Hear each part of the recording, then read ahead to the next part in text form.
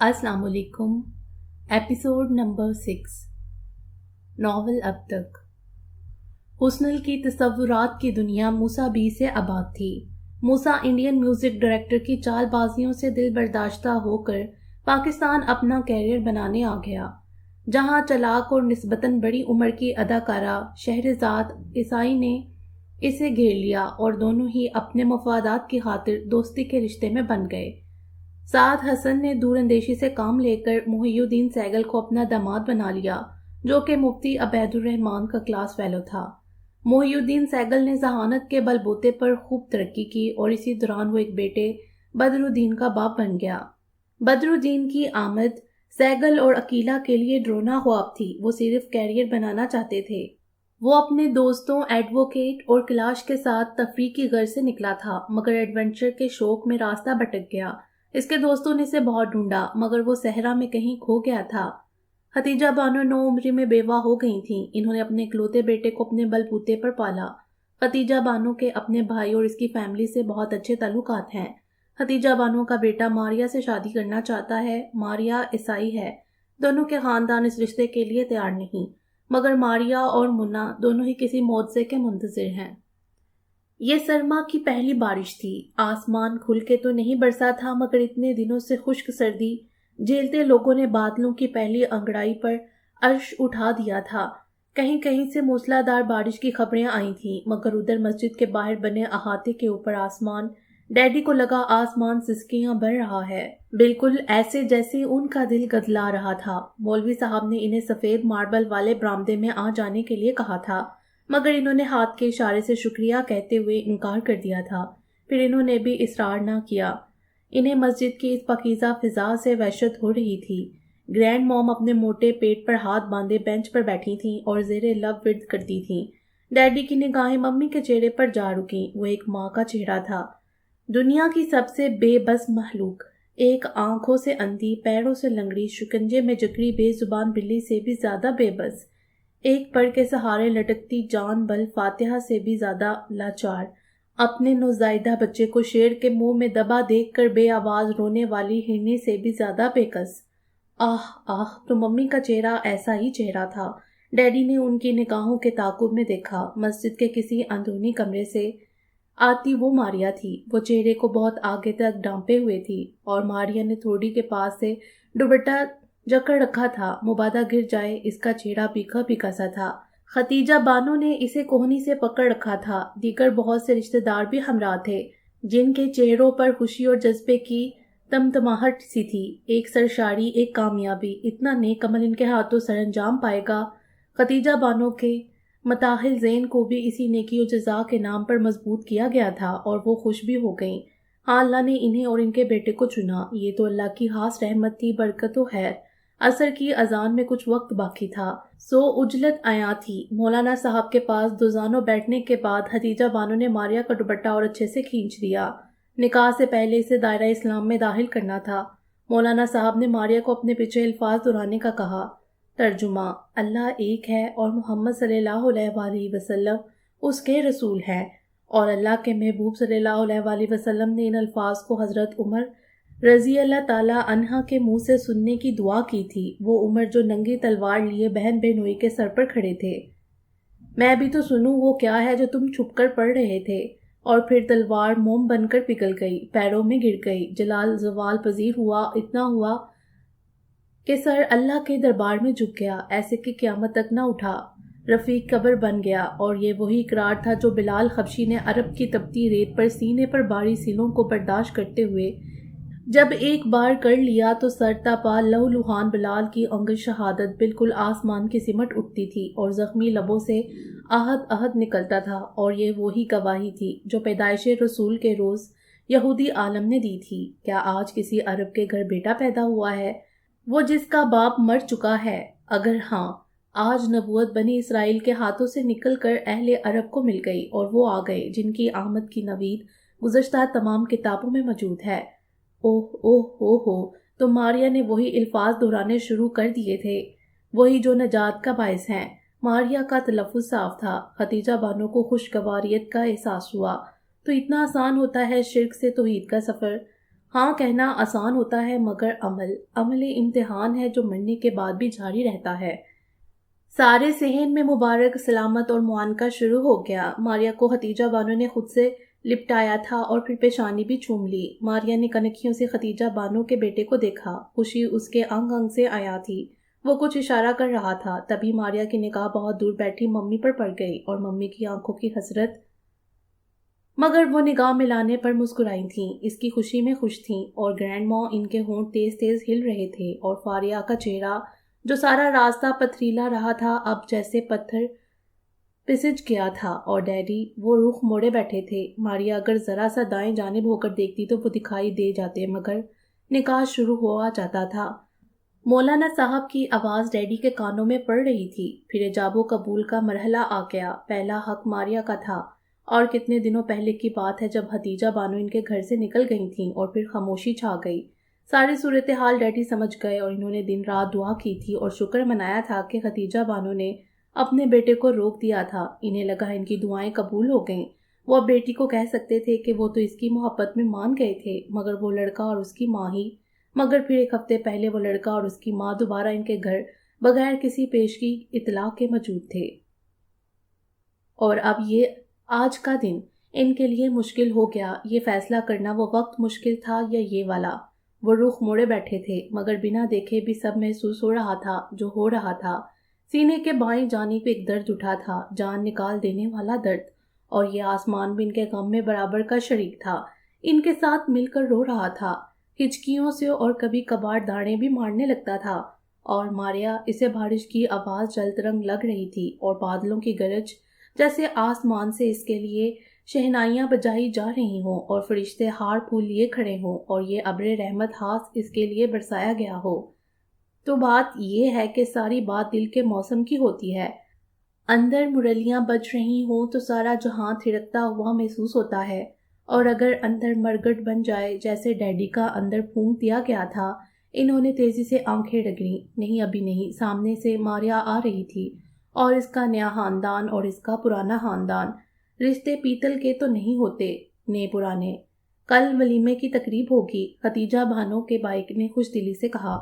Daddy نے آنکھیں پونچھ لی تھیں اور چہرہ پھر سے حال دل کو صاف کر دیا تھا، اور مضبوط انداز سے پورے قد سے کھڑے تھے۔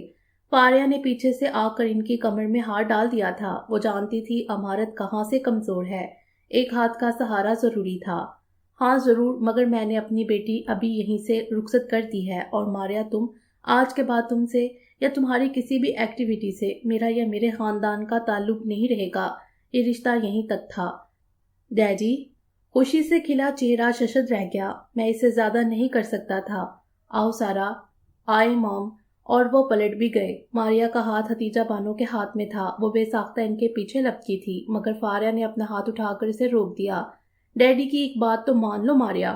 ماریا کے قدم جکڑ گئے تھے، اسے پتہ ہی نہ چلا کب آنسو ٹھوڑی سے ٹپکنے لگے۔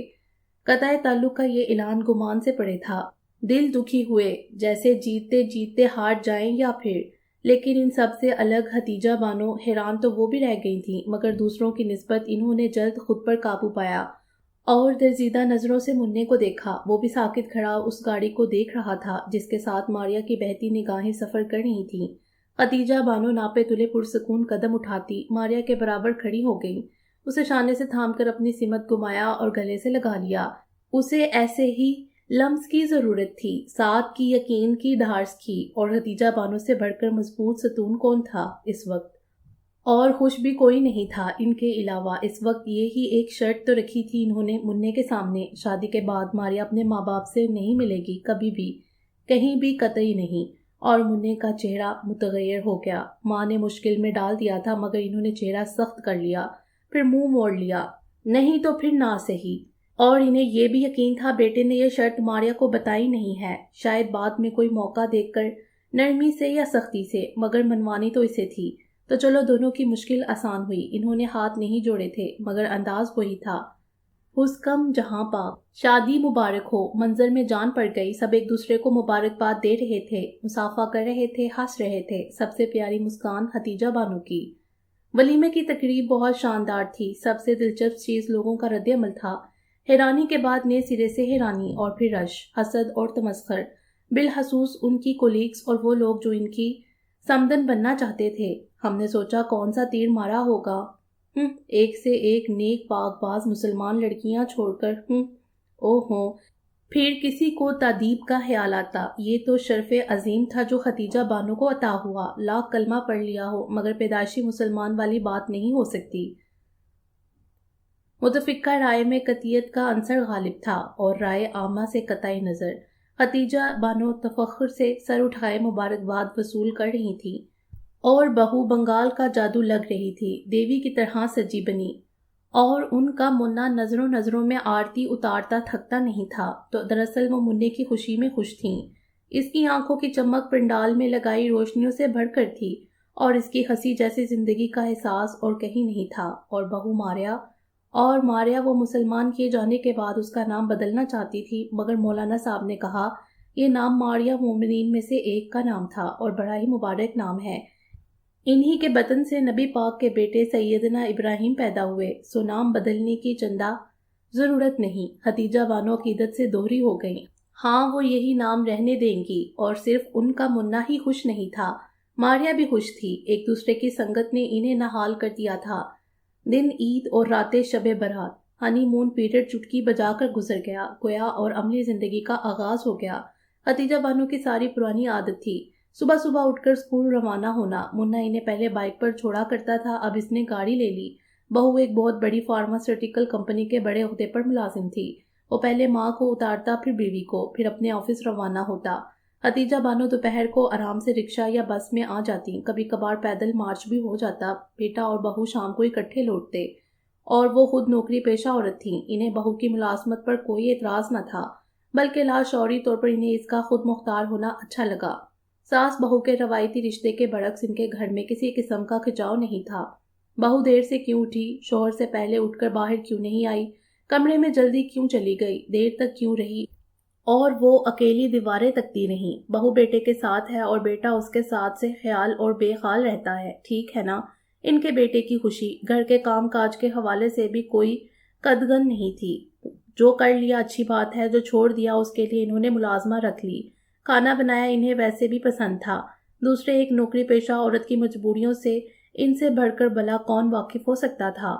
اور بہو تو پھر 9 سے 5 والی ملازمت کرتی تھی، وہ خود تو 7 سے 12 ہی میں چکرا جاتی تھیں، سو وہ 5 بجے ہی چائے دم دے دیتی اور پھر اہتمام سے سجا کر ان دونوں کا انتظار کرنے لگ جاتی۔ ان کی آمد کا اعلان ان کی ہنسی سے ہوتا، اللہ انہیں یوں ہی شاد باد رکھے، وہ دعا گو ہو جاتی۔ بہو کے آنے سے گھر میں بڑی تبدیلیاں بھی ہوئیں، وہ بلا کی صفائی پسند تھی، اس نے ان کے سادہ سے گھر کو ایسے سجایا کہ گڑیا گھر معلوم ہونے لگا، آئے دن کوئی نہ کوئی چیز لے آتی۔ ختیجہ بیگم نے تنہائی کاٹنے کو صحن کو گملوں سے بھر رکھا تھا۔ منا ماریا کی ہدایت پر ایک روز راج مستری لے آیا اور ایک طرف کار پوچھ بنا دیا گیا اور دوسری طرف کیاریاں اور گملوں کے سٹینڈز۔ ماریا قابل بھی بہت تھی، اس کی معلومات کے کیا کہنے، نہ جانے کون سی کھاد ڈالی کے گلاب کے پھول اپنے حجم میں گوبھی کے پھول کو مات دینے لگے، اور اتنی قسم کے گیندے، اور اچانک ہی چنبیلی کے پودے سے اتنے بہت سے پھول کیوں اترنے لگے؟ ان کا گھر تو چھوڑو گلی تک مہکنے لگی، رات کی رانی اور دن میں راجا۔ اللہ اللہ، وہ مسحور ہو جاتی۔ ماریا کھانا بھی بہت اچھا بناتی تھی، وہ بھی نت نیک پکوان، وہ پالک گوشت بناتی تھی، بہو نے پالک پنیر بنایا، انہیں تو آلو پالک پیاز کے پکوڑے آتے تھے۔ بیٹا پکا مسلمان تھا، گوشت کا عاشق، بہو گویا گوشت کی مار مارتی۔ کیک تو کیک، زیرے والے بسکٹ تک گھر میں بنا لیے۔ ختیجہ بانو صاف انکاری ہو گئیں، یہ ہو ہی نہیں سکتا۔ ماریا نے اگلے روز پھر انہیں کچن میں اسٹول پر بٹھا کر سامنے بنا کر دکھائے۔ ختیجہ بانو انگشت بردندہ، ایسی حرفن مولا بہو، آسودگی ان کے ہر منہ سے ٹپکنے لگی۔ پہلے صابر دکھائی دیتی تھی، اب شاکر دکھائی دینے لگیں۔ بہو کی سجائی پھولداری میں ننگے پیر چلتیں، خستہ بسکٹ کترتیں، شاہوں پر جھومتے موٹے سنڈے گلابوں، یہ نام بھی ان کے منہ ہی سے نکلا، اور منع نے پھر پکڑ لیا جیسے کو جھک کر سونگتی تو روح تک کو سرشاری پھیل جاتی۔ کتابیں پڑھتی، اخبار اور ٹی وی دیکھتی اور اللہ اللہ کرتی، اور اللہ اللہ وہ چونکی تھی جیسے اچانک کچھ انکشاف ہوا تھا۔ ہائے، اس طرف تو دھیان ہی نہ گیا، انہیں اب خود سے خیال آیا تھا، اور کچھ لوگ بھی تو خیال کروا رہے تھے، مگر تب ان کا دھیان نہ تھا، اور اب جب دھیان پڑ گیا تو خیال اندر کہیں گڑ گیا۔ بہو نماز روزہ تو کرتی ہوگی نا، نماز آتی بھی ہے کہ نہیں؟ آپ نے سکھائی یا شوہر سکھاتا ہے؟ ویسے اگر کسی عالمہ کے ہاں بٹھا دیں کچھ عرصہ تو سب سے بہتر رہے گا۔ اف خدا، اتنے بہت سارے سوال اور انہیں تو ایک ابر دھیان نہ آیا۔ بہو نماز نہیں پڑھتی مننے، اسے آتی نہیں ہے امی۔ اتنے گہرے سوال کا اتنا ہلکا جواب کے پھونک سے اڑ جائے۔ صرف کلمہ پڑھنے سے تو مسلمان نہیں ہو جاتے مننے، اور پھر ہمارا دین علم سے زیادہ عمل کی تلقین کرتا ہے، وہ شدید صدمائی آواز سے کہہ رہی تھیں۔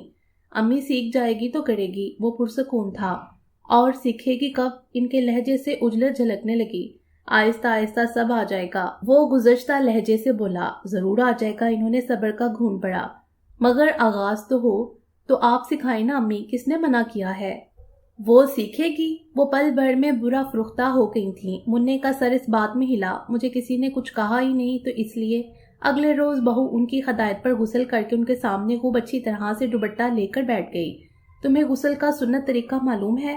سنت مطلب؟ بہو نے الجھ کر ان کی صورت دیکھی۔ او صحیح صحیح، یو مین مسلم طریقہ؟ بہو نے خود ہی سمجھ لیا، مجھے کسی نے بتایا ہی نہیں۔ اس سے اچھا وہ منہ پر الٹے ہاتھ کا تھپڑ دے مارتی۔ خدیجہ بانو کا ہاتھ بے ارادہ گال پر ٹھہر گیا۔ وضو تو اس روز مسجد میں کروایا گیا تھا، اب میں صبح اٹھ کر نارمل طریقے سے منہ دھو کے بجائے وہی کر لیتی ہوں بس۔ خدیجہ بانو نے ہاتھ اٹھا دیا، اب بہتر تھا کہ وہ چپ ہی رہتی۔ 5 وقت نماز سے پہلے ایسے ہی وضو کرتے ہیں، بلکہ پاک باز متقی مائیں تو بچوں کو دودھ پلانے سے پہلے بھی وضو کر لیا کرتی ہیں۔ بسم اللہ کہے بغیر کبھی بچے کو دودھ نہیں دینا چاہیے۔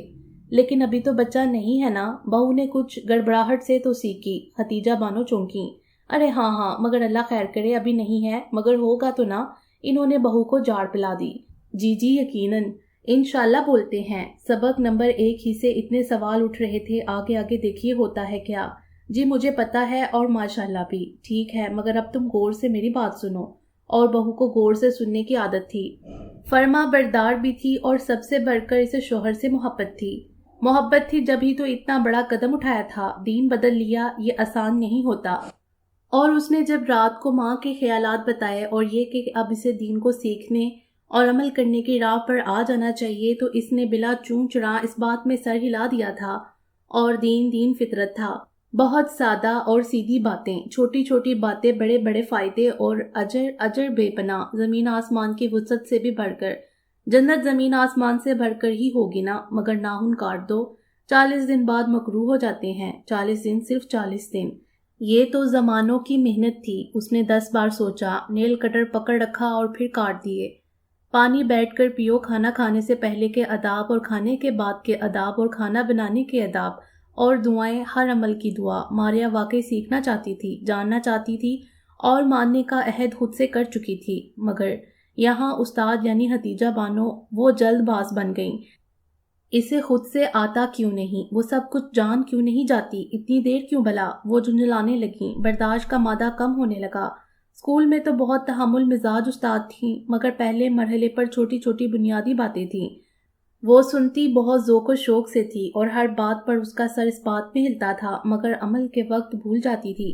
کھانا شروع کرنے سے پہلے بسم اللہ پڑھنا بھول جاتی، اور خدیجہ بانو شروع میں ہنکارا ابھرتیں، با آواز بلند بسم اللہ پڑھ لیتیں۔ بیٹا بھی چونک کر ماں کی تلقین کرتا، پھر وہ بھی دہرا لیتا، کیونکہ پڑھنی وہ بھی بھول گیا تھا۔ ماریا چونک کر دیکھتی، فوراً ہاتھ روک کر دہرا لیتی، اور اس کا تلفظ بہت ٹوٹا ہوا تھا، بہت گراں گزرتا۔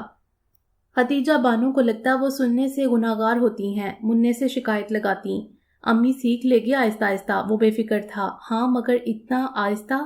اسے نورانی قاعدے سے شروع کروائیں، مسز خدیجہ، ان کی کولیگ نے متانت سے راہ سجائی۔ اور ہاں، یہ بنیادی بات کیسے بھول گئی میں؟ اسکول واپسی پر قاعدہ خریدتی ہوئی لے آئیں۔ قرآن پڑھنے سمجھنے سے پہلے اس کا احترام، اسے چھونے کے آداب سے واقفیت ضروری ہے، یوں ہی پکڑ لینے کی چیز نہیں ہے۔ ان کا لہجہ سنسناہٹ لیے ہوئے تھا۔ ماریا کا سر ہلا۔ میں نے خوب اچھے طریقے سے ہاتھ دھو کر ہی اسے پکڑا تھا امی جان۔ پڑھا تھا؟ خدیجہ بانو نے الفاظ دہرائے۔ کب پڑھا، کیسے پڑھا، اور کہاں سے پڑھا؟ تمہارے پاس قرآن پاک آیا کہاں سے؟ ان کے لہجے میں تیزی تھی۔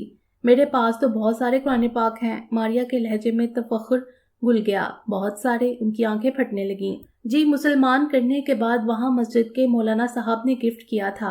او، خدیجہ بانو کی اٹکی سانس بحال ہوئی۔ اور شادی میں بہت سے لوگوں نے بھی دیا، اور اسلامک بکس میں بھی۔ وہ تو میں نے ابھی نہیں پڑھی، مگر قرآن کو میں نے پڑھ لیا تھا۔ تم نے قرآن پڑھ لیا؟ ختیجہ بانو چھت تک اچھل گئیں۔ جی 2 بار۔ 2 بار؟ ختیجہ بانو نے دہرایا۔ تو پھر اگر تم کو قرآن پڑھنا آتا ہے تو دعاؤں میں اتنا غلط لفظ کیوں؟ وہ چلا اٹھی تھیں۔ ارے ماریا ہنس دی، وہ تو میں نے ترجمہ پڑھا تھا، عربی تو نہیں۔ او اچھا، ان کا چہرہ پرسکون ہو گیا، پھر غیر شعوری طور پر ایک طنز سا ابھر کر مدروم ہو گیا۔ ماریا ان کے تاثرات سے بے خبر اپنے ہی کہہ رہی تھی، وہ بالکل مقدس بائبل جیسا ہے، وہی تمام قصے جو میں نے بائبل میں پڑھے تھے، آدم کی پیدائش سے لے کر۔ ماریا، ختیجہ بانو کی آواز غضبناک کی خدوں کو چھو آئی۔ ماریا نے پہلی بار یہ آواز انداز دیکھا۔ وہ حیران و پریشان رہ گئی۔ قرآن قصوں کی کتاب نہیں ہے، اور تم اسے بائبل سے کیسے ملا سکتی ہو؟ تم قرآن کے بارے میں جانتی ہی کیا ہو؟ آپ بائبل کے بارے میں کچھ نہیں جانتی امی، اس میں بھی انسانوں کے لیے ہدایت ہے، نیکی کی تلقین ہے، اور تم ختیجہ بانو اپنی جگہ سے کھڑی ہو گئی۔ ماریا پریشان امیز نہ سمجھی سے کھڑی ہو گئی۔ وہ بھی خدا کی کتاب ہے۔ وہ غم و غصے سے کپکپانے لگیں۔ اٹھو چلو، میں تمہارے کمرے کی تلاشی لوں گی، مجھے یقین ہے وہاں اب بھی وہ ہوگی۔ ختیجہ بانو ایک جنون کے عالم میں کمرے سے نکل بھی گئیں۔ ماریا کو پیچھے جانا ہی پڑا۔ اس کے نفاست سے سجے کمرے کا منٹ میں کباڑا بن گیا۔ ایسا لگتا تھا وہ سوئی ڈھونڈ رہی ہیں۔ خوبصورت سے شیشے والا دیوار گیز بک شیلف، کتابیں میز پر پڑی تھیں، کچھ شاعری، کچھ نثر، ڈکشنریز، کچھ اسلامی کتابیں، اور بہت خوبصورت جلد میں قرآن پاک، بہت ساری جلدیں۔ ختیجہ بانو ہانف گئیں۔ وہ اب چھت اور دیواروں کو دیکھ رہی تھیں، کہیں ٹنگی نظر آئے، مگر دیوار پر چاروں کل کا فریم تھا، اور آیت الکرسی کا، اور ایک خوبصورت برفانی منظر۔ مجھے اپنے ساتھ بائبل لانے کی ضرورت نہیں تھی امی۔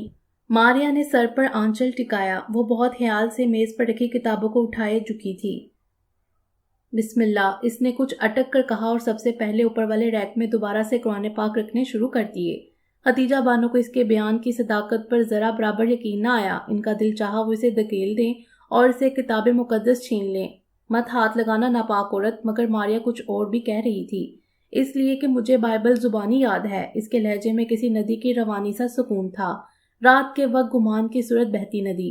اور ختیجہ بانو کی آنکھیں حلقوں سے ابل پڑی تھیں، جیسے سونامی کی لہریں انہیں بہت اوپر تک اٹھا کر اچھال دیا تھا اور پھر بہت دور پٹخ دیا، یا پھر ٹرین ان کے اوپر سے گزر گئی تھی۔ یا تمہیں بائبل یاد ہے؟ جی، جیسے آپ کو قرآن پاک یاد ہے، ماریا نے سینے پر ہاتھ لپیٹ کر اطمینان سے جواب دیا، اور ان کی پوری زندگی سے اطمینان رخصت ہو گیا۔ ایک بے تکی، ایک آزمائش، ایک شک زندگی بھر کا، تو یہ عذاب تھا جو شروع ہو گیا، اور شک جیسے لکڑی کا گھن، جنس کو کیڑا زمین کو دھوڑ اور تناور درخت پر امبر بھیل چڑھ جائے، پھر کہیں جائے اماں نہیں بچتی، کوئی علاج نہیں سوجھتا۔ وہ کس کس چیز سے بھاگتا، اپنی جان بچاتا، یہاں چاروں سو اس کے لیے موت بکھری تھی۔ زندگی کا کوئی نشان نہیں تھا، موت حقیقت تھی اور سینہ تانے کھڑی تھی۔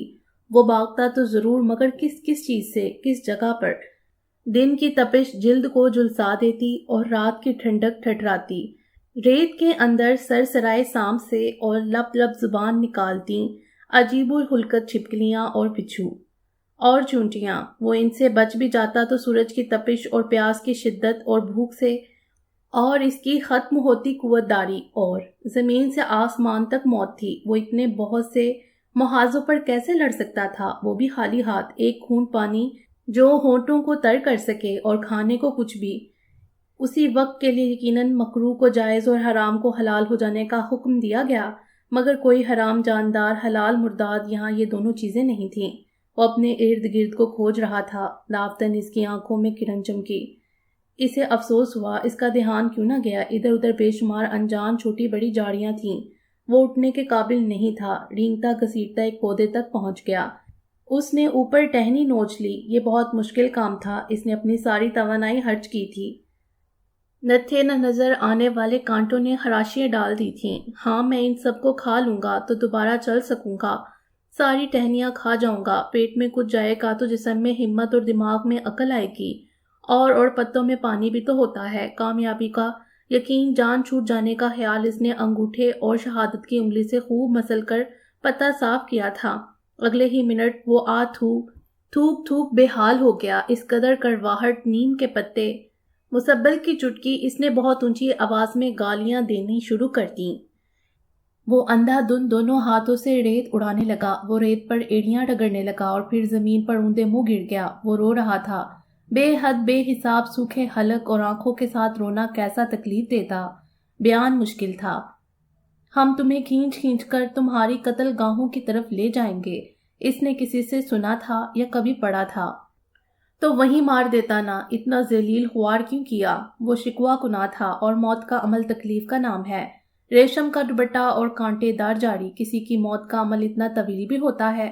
آپ مر گئے اور آپ کے تمام اعضاء نے کام کرنا چھوڑ دیا، یہ فطرت ہے۔ آپ زندہ ہیں اور دھیرے دھیرے کسی بھی وجہ سے تمام خواص کام کرنا چھوڑ دیں، آنکھیں دیکھنا، کان سننا، جسم جنبش کرنا، زبان کنگ ہو جائے، یہ ذلت ہے، یہ عذاب ہے۔ اور وہ اتنے بہت سے خطرات میں بھی نہ صرف زندہ تھا بلکہ سوچ سمجھ بھی رہا تھا۔ اسے لوگ اور چہرے یاد تھے، بلکہ مقام حیرت تھا، اسے پرانی سے پرانی باتیں بھی جزیات کے ساتھ یاد آنے لگی تھیں۔ وہ خود احتسابی کے عمل سے دوچار تھا۔ ہوش و بے ہوش کے درمیانی وقفے میں گزری تمام زندگی گھنٹی بجا کر شور کرتی تھی۔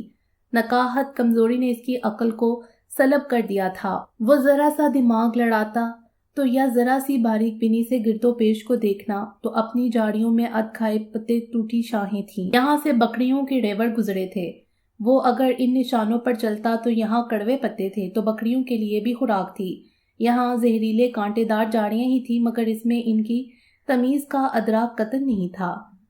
شہرزاد آسانی کی برداشت جواب دے چکی تھی۔ اس نے کسی نفسیاتی کیس کی طرح بیڈ پر بکھرے میگزینز اور اخبار اٹھا اٹھا کر کمرے میں پھینک دیے۔ وہ ہانف رہی تھی، پنکھے کی ہوا سے پھڑپھڑاتے ورق جیسے اسے چڑھا رہے تھے۔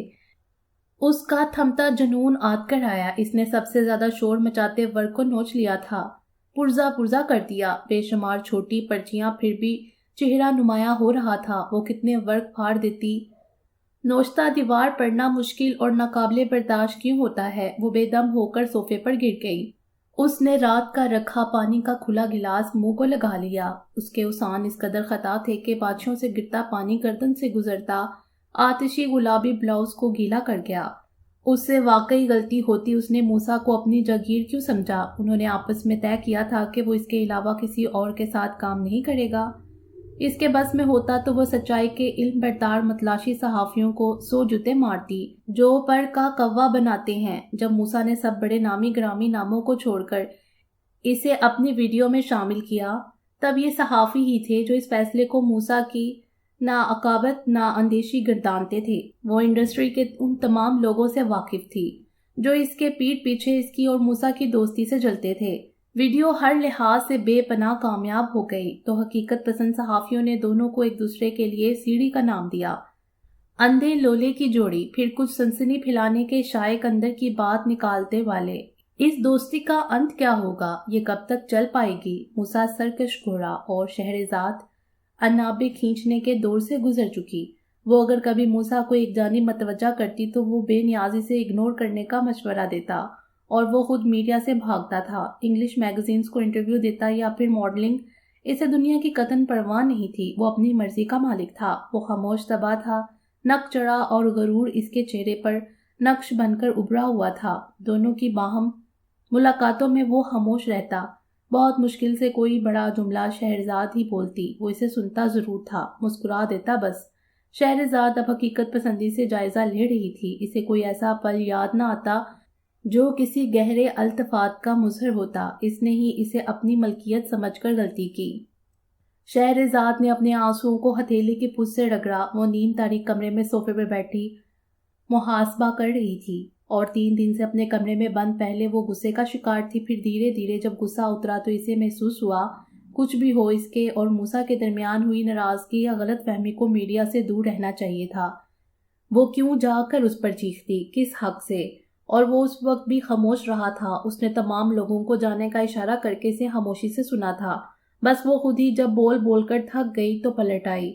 اخبارات کو تو جیسے بیٹھے بٹھائے مزیدار کہانی مل گئی۔ شہرزاد کی پچھلی ساری زندگی کے بہیے ادھیڑ دیے گئے، وہ اخبارات کی مین سٹوری بن گئی۔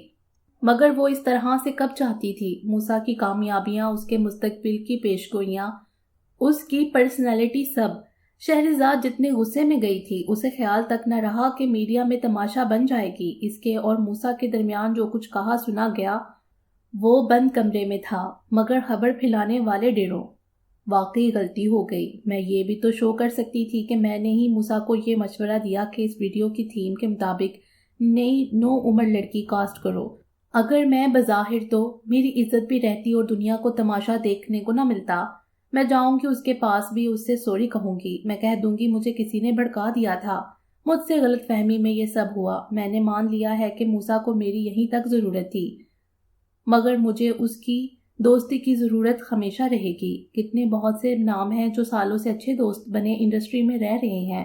مجھ سے غلطی ہو گئی۔ وہ خود کلامی کرتے ہوئے اپنی پیشانی مسل رہی تھی۔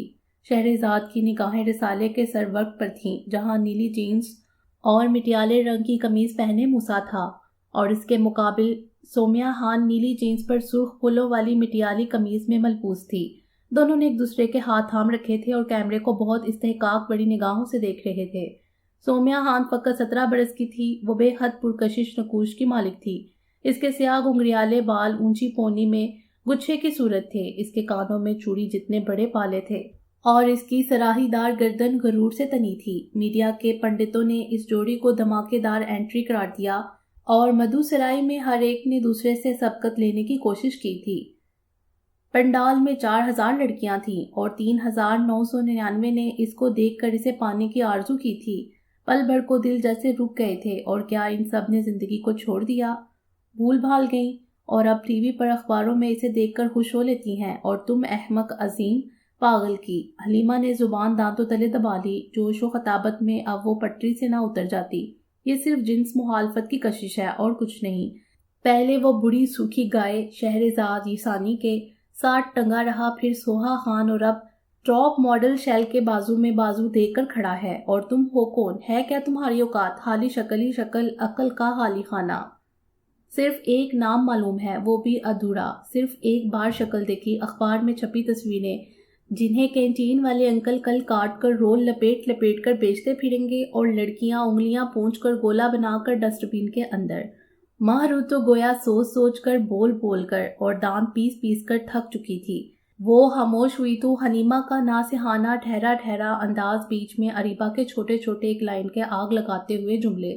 تم نے اپنی اب تک کی زندگی میں اپنے باپ، بھائیوں، بہنوئیوں اور گھر کے تمام دیگر مردوں کو داڑھی امامے میں دیکھا ہے، جین شرٹ، بکھرے بال، کلین شیو اور خوبصورت، تو خیر وہ تھا ہی ایسا مرد پہلی مرتبہ، تو اٹریکشن ہوتا ہے یار، مگر کون پاگل کا بچہ ایسے جوگ لیتا ہے؟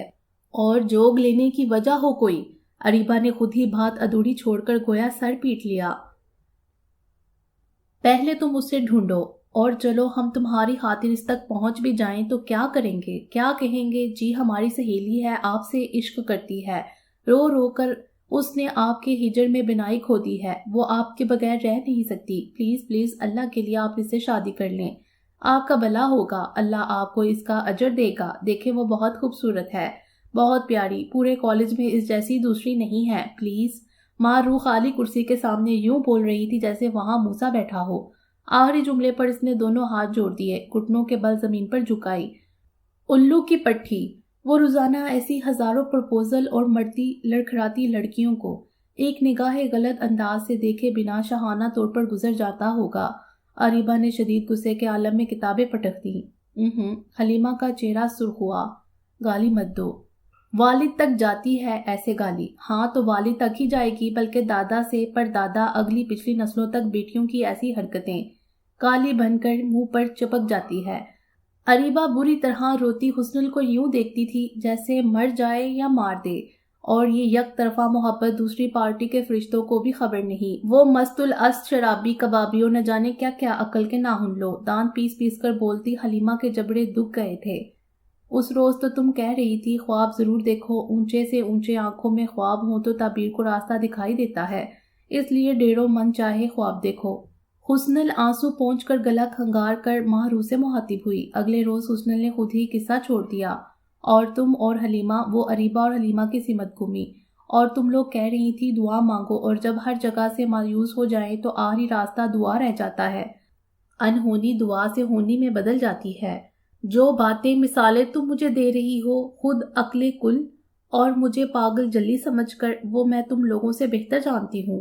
میں اس کی طلب میں اندھا دھند بھاگ ضرور رہی ہوں مگر اندھی ہوئی نہیں ہوں۔ میں نے ساری جمع تفریق کر لی، ایسے نہیں تو ایسے، مگر ہر جمع تفریق کا حساب صفر آیا، اور جب کوئی راہ نہ سجائی دے تب ایک آخری حل مل گیا مجھے۔ اس کا لہجہ یقین سے بھرپور تھا۔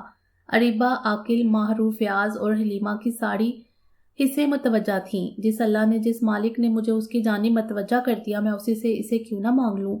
مجھے وہ چاہیے ہر قیمت پر، میں اسے اللہ سے مانگ لوں گی۔ رو کر، پیٹ کر، لڑ جھگڑ کر، میں گڑ گڑاؤں گی، روؤں گی، پیٹوں گی۔ میرے پاس ایسی کوئی نیکی نہیں جس کے بدل میں، جس کا احسان جتلا کر میں اللہ کو راضی کروں۔ مگر تم تینوں سن لو، اور ساری دنیا بھی سن لے۔ اس کے لہجے میں کچھ پا لینے کا جوش تھا۔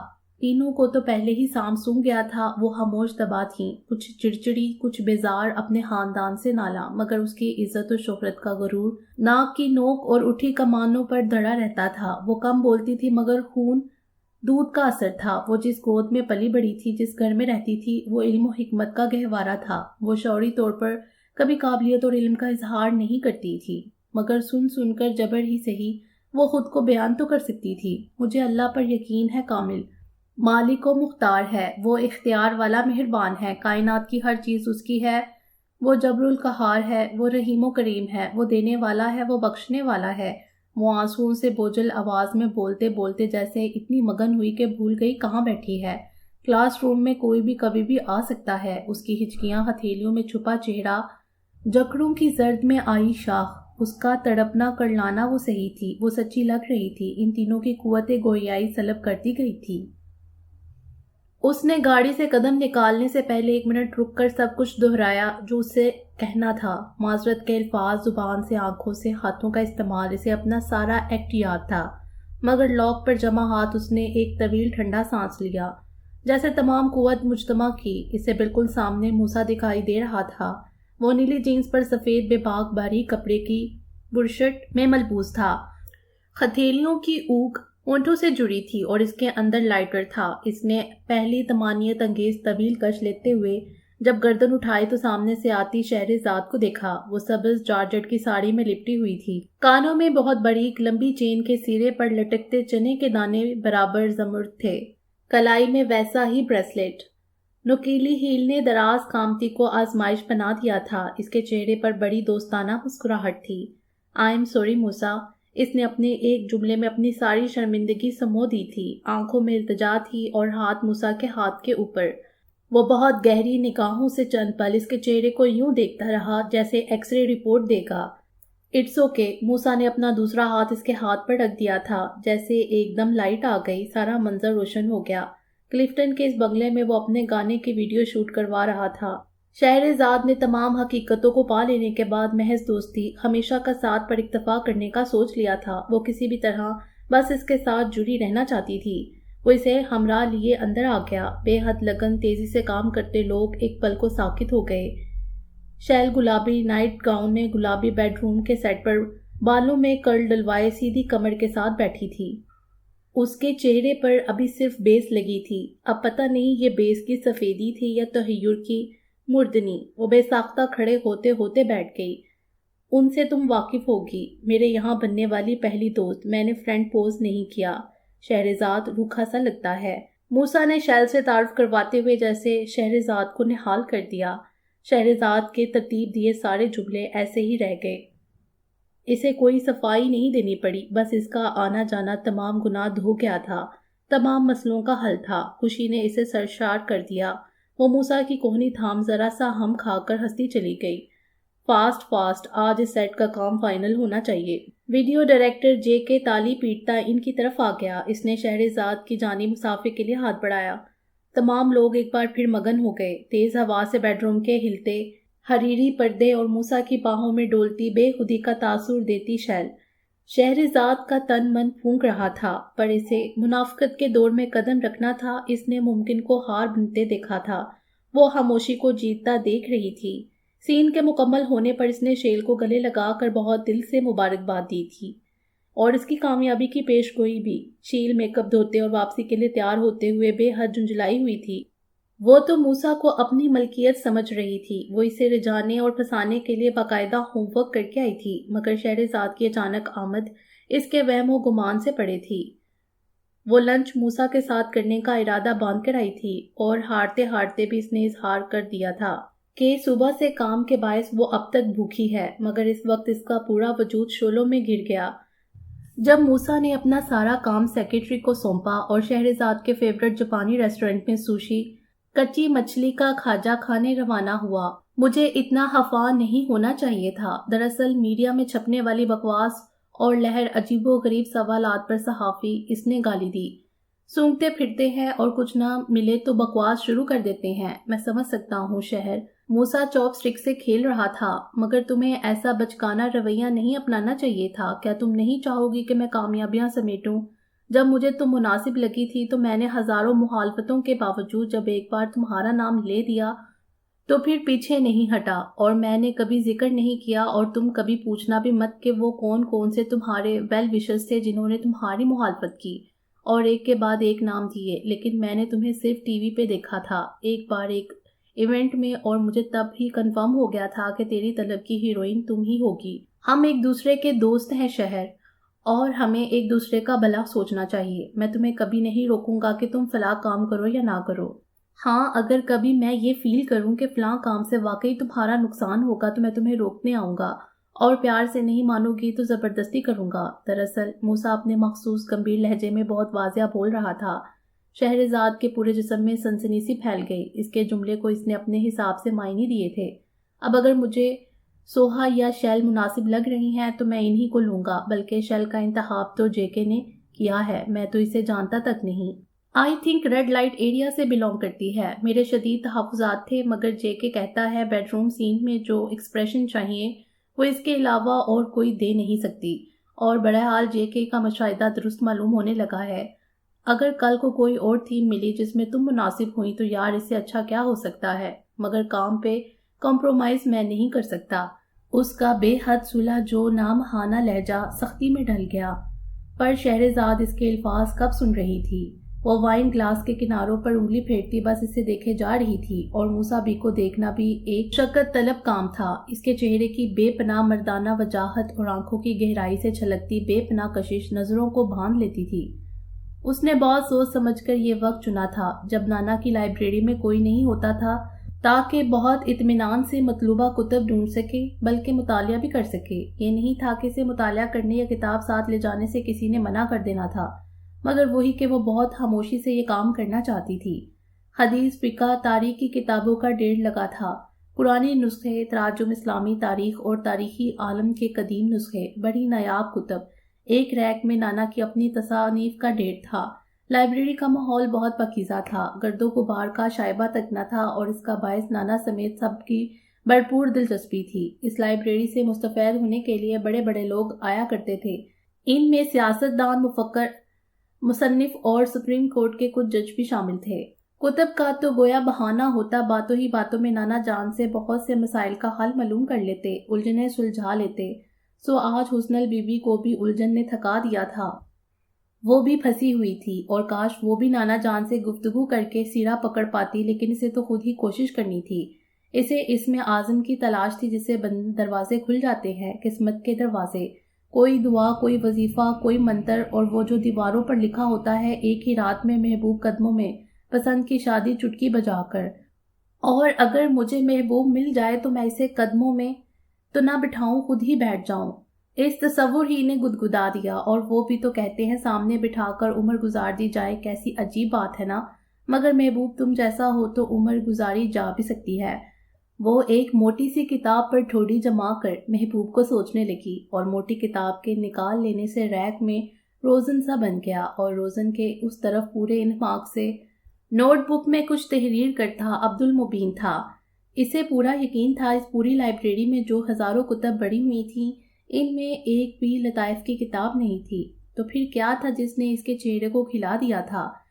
ایسی الوہی مسکان عبد المبین محبوط ہوا تھا۔ پھر اسے وہ سارے سبق یاد آ گئے جو گھول کر پلائے گئے تھے۔ ایسے چوری چوری دیکھنا سخت معیوب بات تھی اور گناہ بھی ہوتا۔ وہ یقیناً اس کی موجودگی سے بے خبر تھی۔ عبد المبین نے ذرا سی ترچھی گردن کر کے ان کتابوں کو دیکھا جو وہ نکال چکی تھی۔ یہ دینی مسائل اور وظائف کی کتابیں تھیں۔ وہ کسی خاص چیز کی تلاش میں لگی تھی جو یوں ہلکان ہونے سے بہتر تھا وہ کسی سے پوچھ لیتی۔ ماشاءاللہ سب صاحب علم تھے، نانا جان دیکھتے تو بہت سراہتے۔ علم کی تنگ و دو تو شرف ہوتی ہے جو بڑی ریاضیت سے حاصل ہوتی ہے، اور یہ اعزاز ہر ایک کو ملتا بھی نہیں۔ تو یہ بڑی مبارک ساتھ تھی جب تلاش کتاب پر آ کر رک گئی تھی۔ حسن الماپ کی انگلیاں اب فہرست پر چل رہی تھیں۔ میسمرائز کرتی مسکان کی جگہ ایک گہری پر متفکر انداز حاوی ہو چکا تھا۔ وہ جستجو میں غرق تھی۔ بہت سے وظیفے تھے مگر طویل کیا جواب دیتی اور کیوں؟ اس نے اپنی توجہ چھوٹے وظیفوں پر مذکور کر دی۔ نماز کے بعد پڑھنے والے بالخصوص زیر لب پڑھ لیے جانے والے وظیفے، چھوٹی چھوٹی دعائیں، درود۔ پر یہاں بھی مسئلہ ہو گیا، ہر دعا پچھلی سے بڑھ کر لگتی۔ فیصلہ مشکل ہو گیا، کس کو چنے؟ اس کی روشن پیشانی پر آبرو کے پاس لمبی لکیر ابھر، ہونٹ بن جاتے، ناک سکڑتی، اور پھر ایک تھکان زدہ سانس اس کے گال کا تل مزاج کے سب رنگوں کا ترجمان بن جاتا۔ کیا تلاش کر رہی ہو حسنل؟ کیا میں تمہاری مدد کر سکتا ہوں؟ عبد المبین کے لیے مزید مخفی رہنا اب مشکل ہو گیا۔ آج سے پہلے اسے اس قدر اور اتنی دیر تک دیکھا نہیں تھا۔ احساس جرم بھی ہونے لگا۔ دوسرا، اس کی فکر مندی نے اسے پریشان کر دیا تھا۔ اور ادھر حسنل، وہ یوں اچھلی تھی جیسے سر پر چھپکلی ٹپک گئی ہو۔ اس کے ہاتھ سے کتاب چھوٹ کر پیروں پر آن گری۔ وہ سخت ہراساں نگاہوں سے دیکھنے لگی۔ او عبد المبین! تیر کسی تیزی سے کتاب اٹھائے جھکایا۔ حسنل کا چہرہ سفید ہو گیا تھا۔ ارے تم تو ایسے ڈر گئیں جیسے میں نہیں ہوں میرا بھوت ہے۔ وہ کتاب اس کی جانب بڑھا رہا تھا۔ حسنل نے خود پر قابو پانے کی کوشش کرتے ہوئے سر سے ڈھلکتا دوپٹہ سنبھالا۔ ایسی کوئی بات نہیں، اس نے اپنی آواز کی لڑکھڑاہٹ پر قابو پانے کی کوشش کی تھی۔ میں تمہیں بہت دیر سے دیکھ رہا تھا۔ اس کا انداز ہچکچاہٹ آمیز تھا۔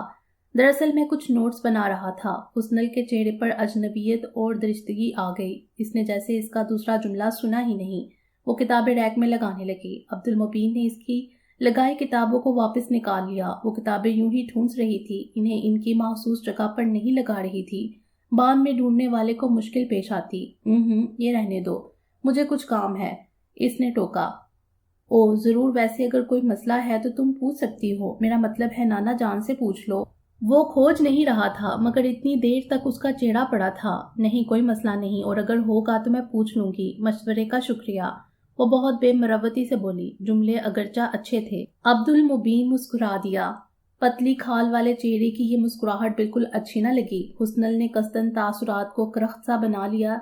نہ کرتے بھی اس کے پاس موٹی موٹی 4 کتابیں تھیں اور ایک ڈائری۔ میں لے جاتا ہوں یہ تمہارے ساتھ۔ عبد المبین نے ہاتھ بڑھائے۔ نہیں، حسنل نے تیزی سے اپنے ہاتھ پیچھے کیے۔ شکریہ۔ وہ آگے بڑھی۔ ایک بات کہوں؟ حسنل مڑی نہیں، رک گئی۔ البتہ دعا کی قبولیت کے لیے ہم چیز نیت اور طلب کا سچا ہونا ضروری ہوتا ہے، اور میں یہ بات تم سے بہتر جانتی ہوں۔ کہو تو سنا دوں۔ وہ مڑ کر اس کی آنکھوں میں آنکھیں ڈال کر بولی تھی، اور اس بار اس کا لہجہ مروت سے عاری تھا۔ اس میں بے خوفی اور ہٹ دھرمی کا عنصر نمایاں تھا، اور ایک چیلنج کرتا انداز جسے کیا کہیں کیا بھلا۔ او ہاں، گمنڈ کہنا مناسب ہے شاید۔ عبد المبین کا مسکراتا چہرہ سمٹنے لگا، پھر اس پر ایک گہری سوچ تحریر ہونے لگی۔ اس سے پرے حسنل تیزی سے اپنے کمرے کی جانب جا رہی تھی۔ وہ نہیں چاہتی تھی کوئی اور اسے دیکھے۔ سارے ہفتے تو سب صبح کا آغاز اپنے حساب سے کرتے تھے۔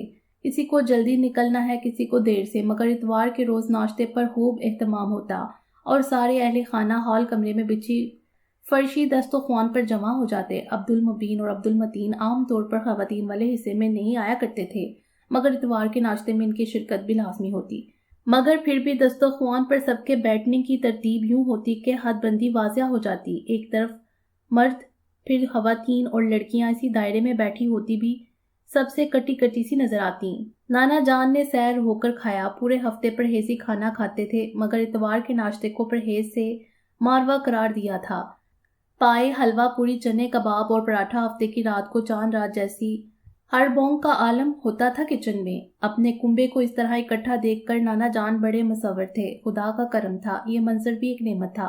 اپنے بچے اور پھر ان کے بچے، بڑا خوشگوار ماحول تھا۔ ہلکی پھلکی گفتگو، کوئی قصہ چھڑا تھا، اور سب کی دلچسپی عروج پر تھی۔ نانا جان نے سب پر نظریں ڈالی، پھر یکدم نگاہ ٹھٹک گئی۔ یہ حسن الماپ تھی۔ ایک گھٹنا موڑے دوسرے کو کھڑا کیے، اسی پر ٹھوڈی ٹکائے وہ بہت چھوٹے نوالے سے شوربہ اٹھاتے اٹھاتے جیسے ساکت ہو گئی تھی۔ نگاہیں کسی غیر مرئی نقطے پر جمی تھیں، اور دھیان کسی اور جہاں کی سیر کو گیا ہوا تھا۔ قصے کے دوران ہنسی کا وقفہ آ گیا تھا۔ وہ چکنی تھی، جیسے حاضر ہو گئی تھی، پھر سب پر حالی نگاہ ڈالی، ساتھ ہی اپنے ہاتھ کے نوالے کو دیکھا اور یوں منہ ڈال دیا جیسے کسی حکیم کی کڑوی پھکی ہو، ساتھ ہی پانی کا گلاس بھرنے لگی۔ پلیٹ آگے کھسکا دی تھی، اس کی پلیٹ میں آدھی سے زیادہ روٹی موجود تھی اور اس نے اتنے بہت سارے لوازمات میں سے کسی چیز کی طرف دیکھا تک نہ تھا۔ تمہیں کوئی مسئلہ درپیش ہے حسن الماپ؟ وہ باقی گھر والوں کی نسبت اسے پورے نام سے پکارتے تھے۔ وہ بری طرح چونکی۔ نہیں، بالکل نہیں۔ ان کی آنکھوں سے پیار بڑی تنبیہ جھلکی۔ تم نے ناشتہ صحیح طرح سے نہیں کیا۔ مجھے اتنی ہی بھوک تھی۔ سب کے متوجہ ہو جانے پر وہ ہائف ہو کر دو ٹوک انداز میں بولتی تھی۔ ٹھیک کہہ رہے ہیں ابا جان، آپ اس کی بھوک بہت کم ہو گئی ہے۔ تو امی کے نوٹس میں بھی تھی یہ بات، اور امی ہی کیوں، باقی سب نے بھی تائیدی سر ہلائے۔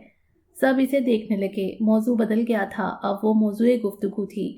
ایسی کوئی بات نہیں۔ حسن نے سر نہ اٹھایا۔ سر اٹھانے سے چہرہ سب کے روبرو آ جاتا ہے، اور کہتے ہیں چہرہ کھلی کتاب ہوتا ہے اور نظر بھی اٹھانی پڑتی، اور کہتے ہیں کہ آنکھیں اندر کی کہانیاں سنا جاتی ہیں۔ اس نے خاموشی اختیار کرنا مناسب سمجھا کہ یہ بھی سنا تھا کہ آواز کی لرزش بھی سننے والے کے کان کھڑے کر دیتی ہے، اور اسے بروقت محاورہ بھی یاد آیا، ایک چپ سو سکھ، مگر آگے بھی نانا جان تھے۔ وظائف کی کتاب ڈھونڈ رہی تھی، کوئی مسئلہ ہے؟ حسن کا جھکا سر جھٹکے سے اٹھا اور نظریں تیر ہو کر عبد المبین کے چہرے پر گھڑ گئیں۔